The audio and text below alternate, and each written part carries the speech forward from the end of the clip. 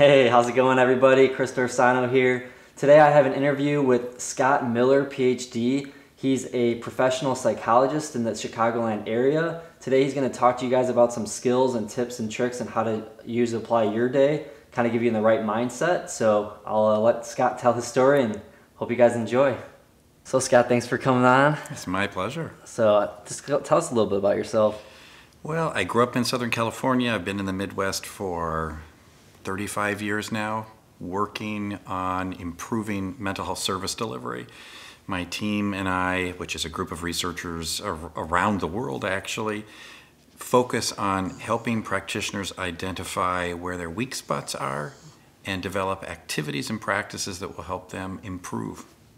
Very nice. So improving in what areas of their lives would you say more? Well, it's really their professional lives, although to improve professionally, you really have to get a grip on your personal life as well. But it turns out that in my field, the outcomes of psychological care really haven't improved in over 40 years. There's been lots of new techniques and ideas and models, but the outcome of the care, the effectiveness of the care has remained flat for actually 42 years.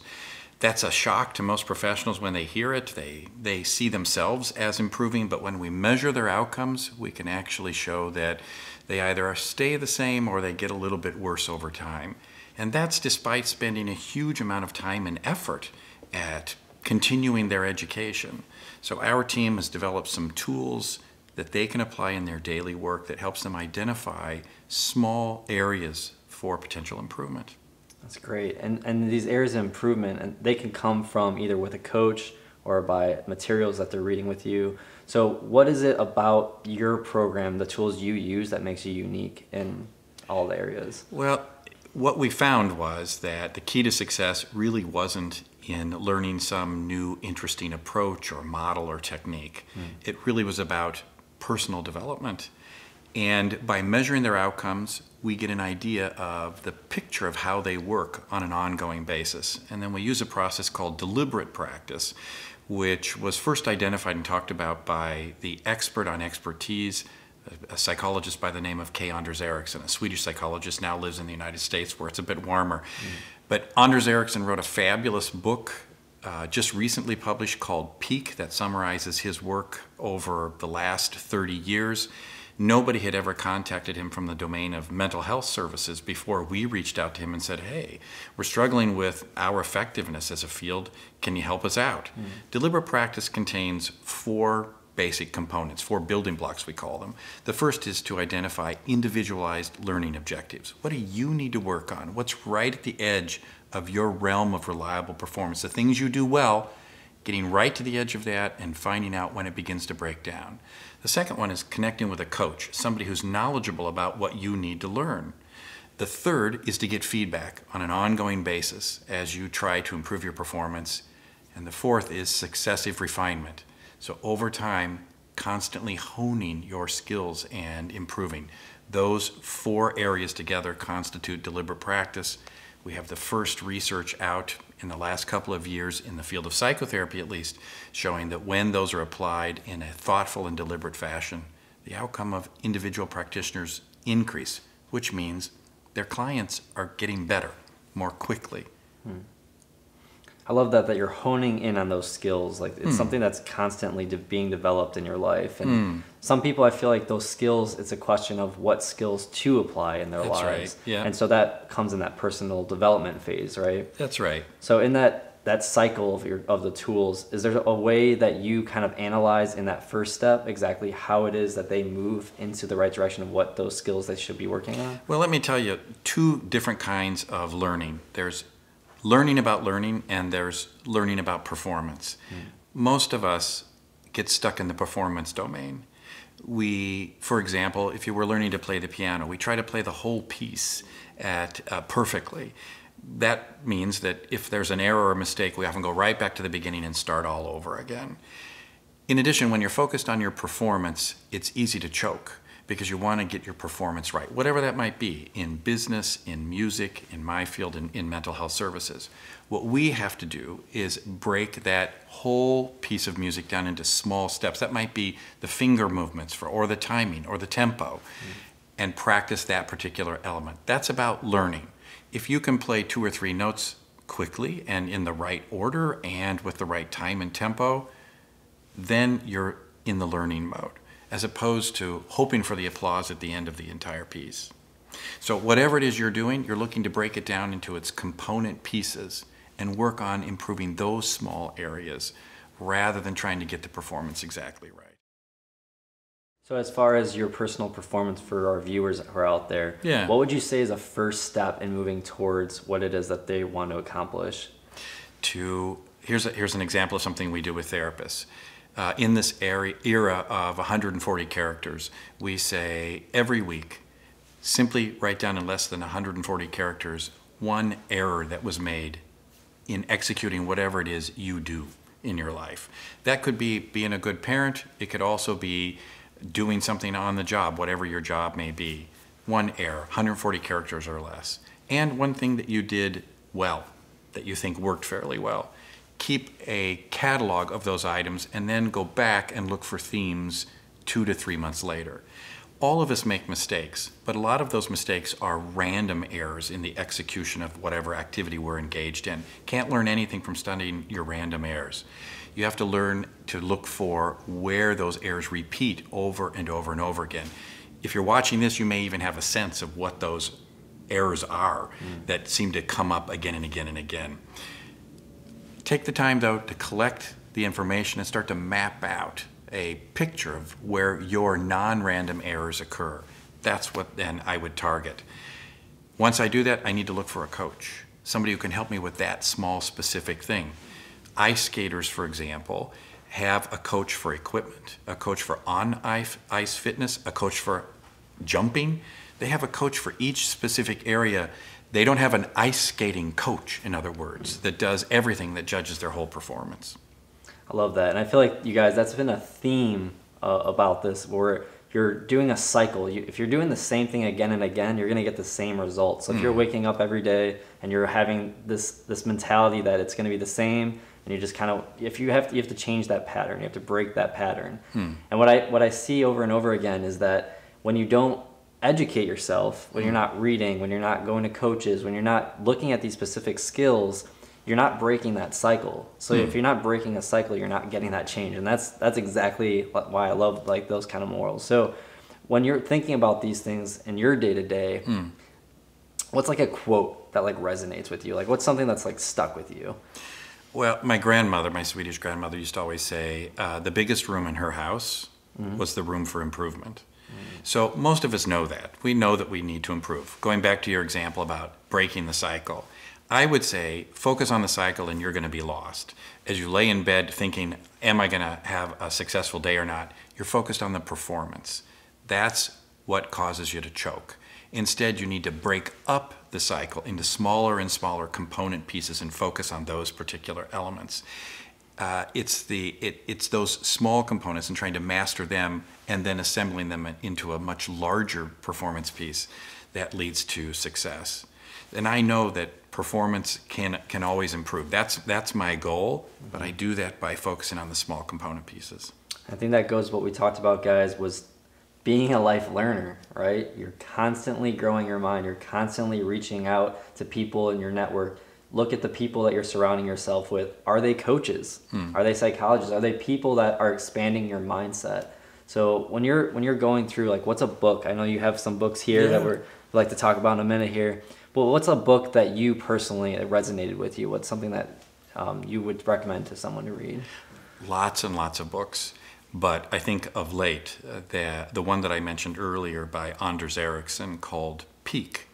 In addition, the book by Jeff Colvin came out in 2009 called Talent is Overrated. It's another fantastic book, really, that highlights this whole issue about deliberately practicing, how to break things into smaller pieces, hone your performance over time. That's perfect. Yeah. So when you're trying to hone on that performance and you're with a coach and you're developing those skill sets and you're kind of in that right mindset, when do you know that you've reached like that peak, or is there a peak? Well, that's always been the assumption. So in my workshops, I often show videos of two contrasting performers. One is Adelina Sotnikova, who won gold at the 2014 Olympics in figure skating. Her performance is breathtaking. In fact, I can feel the hair on my arms rise as I talk about it. She does 5 triples. 5 triples. That's 3.5 full rotations before touching back on the ice. The physics of it is just staggering to think of. What's even more staggering is that's a fairly recent development. If you go back and you watch the 1968 Olympic gold medal winning champion, which I believe was Peggy Fleming, her performance looks like she's on performance enhancing drugs. She's going slowly, it's not interesting, it's not stimulating, but at the time, she was the epitome. She was considered the peak of performance. So, what do we learn from this? We learned that there seems to be no end to human achievement, but we don't accomplish that by climbing the highest peak. We mount a series of small successes and those combined over time push the performance of everyone higher. You know, watch YouTube. It is absolutely discouraging to watch these 13-year-old kids do guitar riffs that only Eddie Van Halen could do 25 years ago. But there they all are, accomplishing them. How did they do it? Somebody pushed the standard just a little bit, and everybody else caught up.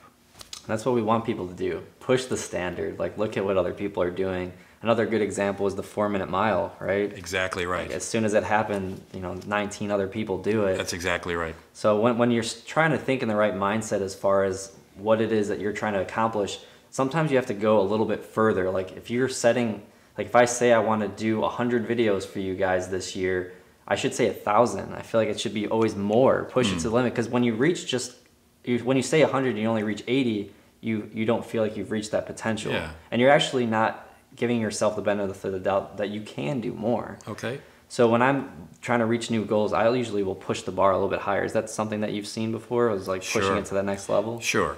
Now, for me, what I would say is that not only quantity, but quality of the next video. So each video, I'm going to watch it, break it down into its component pieces. It might be my introduction. It might be my exit from the video. It might be the topic or how I talk about it. But I want to make that next video just a minor improvement over the last video I did. Perfect. Yeah, well said. So when you're looking at your clients and you're kind of analyzing like the different stories, and what's like one key takeaway that you've kind of seen over and over again that you would like suggest to people who are maybe out there struggling and they're kind of stuck right now? You mean for people with mental health or psychological concerns? Yes. Don't give up. Reach out. Find a professional. And even though I've been doing presentations now for close to 35 years, if you would have been seated in these chairs yesterday in my home, you would have seen my performance coach. This is a person that I've consulted with now for 5 years. And I think, based on the feedback that I get, that there's a difference. So reach out. Reach out to somebody. At the same time, not all coaches are created alike. Whether your coach is a mental health therapist or it's a business executive who's teaching you how to master the sell. For me, if the coach doesn't fit for you, time for a new coach. How do we know that it's a good coach? They've got to be focused on your game, not their game. You don't want a coach that asks you to idolize them, but instead idolizes the process of getting better at what you do. You don't want somebody to become a better version of them. You want them to help you become a better version of you. That's the whole idea of a coach. And for me, it applies with therapy as well as other endeavors where people are trying to improve their lot in life. Or I feel like even on the side note of that is you're trying to live the life that maybe someone else had set you to live. And I see that a lot with younger people, with their parents. Their parents had a vision of exactly who they wanted you to be. And your friends do it, everyone in your life will do it, but it's what is that next best person for you in your life. And I feel like a coach could pull that out of you without having other inputs, and that's a great point. Perfect. Yeah. So when we're talking about books, I would like you to talk about your book a little bit. Okay. So The Cycle of Excellence and Feedback-Informed Treatment in Clinical Practice. There'll be a link below if you guys want to check it out, purchase it. But if you want to go ahead and just tell us a little bit about it. Well, feedback-informed treatment is where we started about 20 years ago. The book just came out in 2017, but we were looking for a way for therapists to improve. And if we take business as a parallel, every year there's new business ideas that come out, workshops and books. But the data suggesting that reading those books makes you any better as a business person is totally lacking. In mental health services, we would hope, given it's part of the healthcare professions, that the innovations that come up actually lead to better results. But as I said earlier, they don't seem to do that. Our first objective was really to start to measure the outcomes then of mental health services. That's what feedback-informed treatment is about. I'm going to administer some standardized scales and begin to look at the numbers. Without being able to measure, most of your efforts to improve will be ephemeral or ethereal. You just won't be able to identify when the change is really happening. So you got to have some way to measure your outcomes. What do you have in sports? You have the number of baskets you make. You have the number of strokes it took you to get to the hole. In mental health services, well, how do we know? How do we know really? So that's what feedback-informed treatment is about. What we began to notice early on in our work of measuring therapist outcomes were that some therapists were better than others, more effective, a lot more effective. But our field didn't have any way to really explain this. So that's when I ran into this psychologist, K. Anders Ericson's work. And we did some initial research and we found out that the best therapists spent more time in deliberate practice. Sad to say, they weren't any more intuitive, any better at relationships. They were just harder workers than the rest of us, constantly focusing on pushing the envelope of what they were able to achieve with their clients. That whole process is called deliberate practice. That's what the cycle of excellence is about. Good transition. And as you've talked about, it doesn't end. You're constantly focused on your edge and what you have to do to just push it just a little bit more. So let me give you an example. Maybe I'm effective in working with men, and I notice that my outcomes are slightly less when I'm working with a woman or somebody who's transgendered or some other person that I don't meet very often, somebody who's depressed versus anxious. That's crucial information for me. I find out that when I meet clients who are anxious, somehow my effectiveness drops off a bit. I can get a coach, watch my video, be interested in my game, helping me become a better, more effective version of me when working with somebody who has an anxiety disorder or problem. Measuring my results can show me that my efforts are paying off. That's great. So when people are looking at purchasing your books, would you say that this would be the starting book, or can they go either route? Depends what your goal is. I have 2 self-help books that are out. The one that's probably the most current, if you're not a therapist, is called Staying on Top and Keeping the Sand Out of Your Pants, A Surfer's Guide to the Good Life. And you can get that on my website, for example. If you're a mental health professional and you're looking to improve your outcome, then feedback-informed treatment is a great way to start. If you're looking for a more basic book, then a book I did a few years ago called Escape from Babel is a good choice. Great. Yeah. So you guys heard it here first. If you guys want to check out Scott, his books will be in the link below. He also has a blog that you guys can check out. And look forward to seeing you guys next week. Hey guys, I really hope you liked this video. I have a lot more coming your way, a lot more motivation and tips. So if you can just like, subscribe, and share this video with your friends and family, I would really appreciate it. Any comments or questions you might have, please leave them in the box below, and I look forward to seeing you next week.